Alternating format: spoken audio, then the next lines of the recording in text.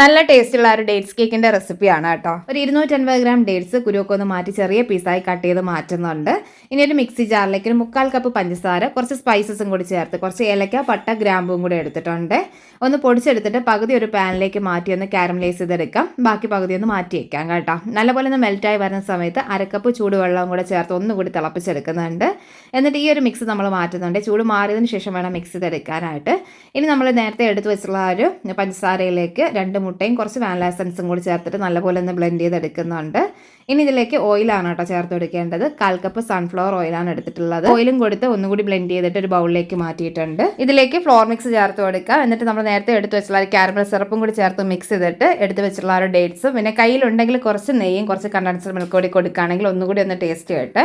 പിന്നെ കുറച്ച് കാരമൽ സിറപ്പും നട്ട്സും കൂടെയൊക്കെ ചേർത്ത് നല്ലപോലെ മിക്സ് ചെയ്തിട്ട് നമുക്ക് ബേക്ക് ചെയ്തെടുക്കാം. അടിപൊളിയായിട്ടൊന്ന് ബേക്കായി വന്നിട്ടുണ്ട്. നല്ല ടേസ്റ്റുള്ള കേക്കാണ്. ഇന്ന് ട്രൈ ആക്കി നോക്കണേ. മറ്റേ റെസിപ്പി ആയിട്ട് വരാം. താങ്ക്